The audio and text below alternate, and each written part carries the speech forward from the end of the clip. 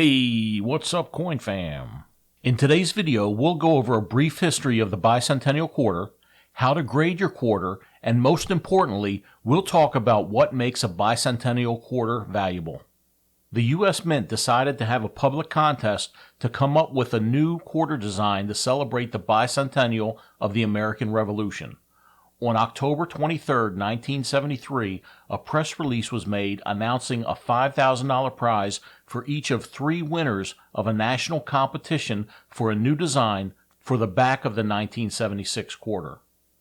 On March 6, 1974, a native of Cincinnati, Jack L.R., was chosen as the winner. His design depicted a colonial drummer along with a flaming torch surrounded by 13 stars. The chief engraver, Frank Gasparo, made a few changes to the original design before it was finalized, but those changes were relatively minor. 1976 bicentennial quarters were minted at 3 different mints: Philadelphia, Denver, and San Francisco. You can tell where a 1976 quarter was minted by looking for the letter to the right of Washington's ponytail. An S is for the San Francisco Mint, a D is for the Denver Mint, and a no mint marked 1976 quarter means it was minted at the Philadelphia Mint. No 1975 quarters were ever minted. Instead, the mint began producing the bicentennial quarters in 1975, and instead of the mintage year we normally see on coins, the years 1776 and 1976 were placed at the lower part of the quarter under the bust of George Washington. Here's the mintage for the bicentennial quarter. Philadelphia and Denver minted about 1.67 billion quarters in 1975 and 1976. These were business strike nickel and copper clad. These are the quarters we normally see in circulation. The San Francisco Mint produced 3 special edition coins during the same time. These coins were minted and marketed to coin collectors. Here's the breakdown. Between 1975 and 1976, the San Francisco Mint produced over 7 million proof quarters, an estimated 11 million uncirculated silver sets, and about 4 million proof silver-clad quarters. Out of all the silver quarters minted, about 4.9 million silver uncirculated sets were sold with silver quarters, and about 3.9 million silver proof sets containing silver quarters were sold. There were about 15 million silver bicentennial quarters made during these 2 years, but several million of them no longer exist. So what happened to these silver quarters?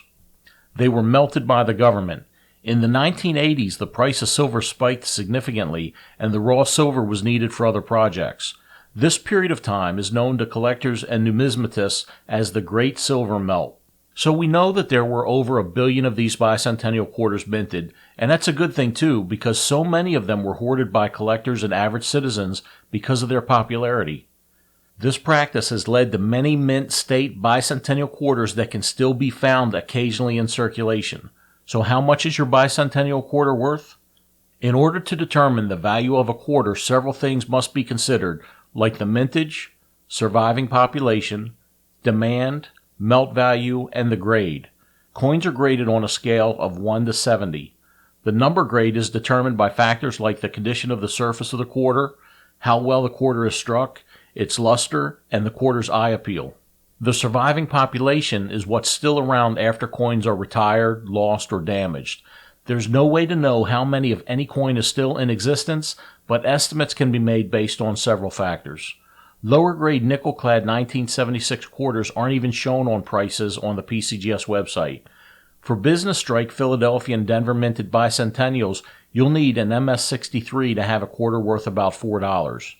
If you come across a Mint State 68, you're looking at about $5,250. Here's what a Mint State 68 quarter looks like. Notice the crisp, clean strike and the lack of blemishes and bag marks. Here's a Mint State 68 1976 bicentennial quarter that sold at auction for $6,462. And here's what it looks like out of the slab. Take a look at the condition of the quarter. Notice the lack of wear on the coin. You can't tell luster from this picture, and there aren't many marks from other coins either. If you come across a quarter like this, someone probably dumped the collection, and you were the lucky recipient of someone's prized bicentennial quarter.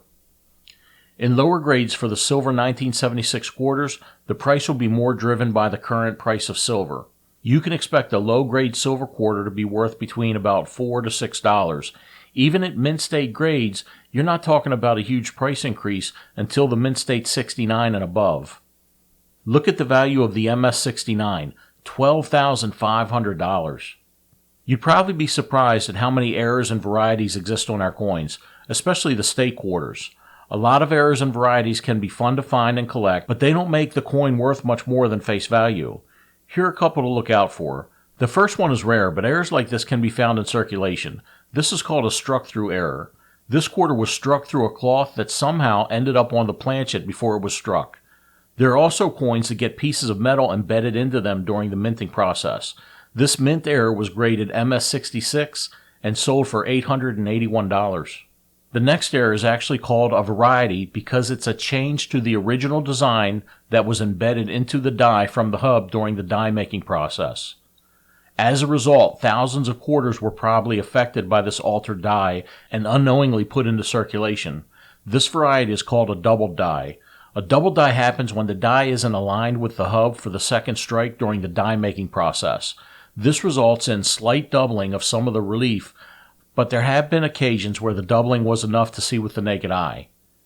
If the doubling is on the front of the coin, it's called a DDO for double die obverse, and if it's on the back of the coin, it would be a DDR for double die reverse. If you're looking for double dies, a magnifier, loop, or a coin microscope will make the task much easier. Take a look at some of my recommendations in the video details. Here's what you're looking for, courtesy of the Variety Vista website. This DDO can be found on the 1976 Denver minted quarter. It's called the FS101 DDO. The most obvious place to see the doubling is on each of the letters of the word Liberty. So what's a 1976 Denver minted DDO worth these days? This variety will add a premium to any of your quarters, but the key to this one again is the condition of your quarter. This quarter graded AU58, which is about uncirculated, and sold at auction for $690. I wouldn't normally think of trying to sell a double die on eBay, but this person did. Here's a MS67 DDO FS102 that sold for $450. And here's another DDO. This one graded 2 grades lower than the one sold on eBay. Sometimes where you try to sell something is as important or more important than how rare your item is. This one sold for $3,246 at Heritage Auctions Online. This is a 1976S, minted at the San Francisco Mint. This quarter was graded as a Proof 70 DCAM. A proof coin is a coin that was struck differently than the business strikes. Proof coins are struck under great pressure with dies that nowadays are heavily polished and treated with chemicals to give a lot of contrast between the field and the relief of the coin. The relief is the raised part of the coin, and the field is the flat surface not used for the design or inscription. Notice the frosty look of the relief and the light and dark contrast to the field. DCAMs are sure to bring a little more value to a coin, and believe it or not, it's not uncommon to find proof coins in change or in rolls of coins from the bank. This proof quarter that we were just talking about sold for almost $1,900 at auction.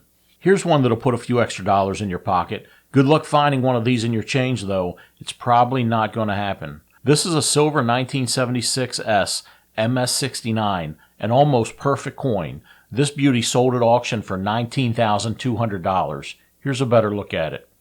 If you come across a silver quarter, would you know how to tell if it's silver? That's something you really should know. Take a look at the video to the right to find out how to identify a silver quarter. If you like that video, go ahead and hit that thumbs up button and subscribe for more educational videos every week. Thanks for watching.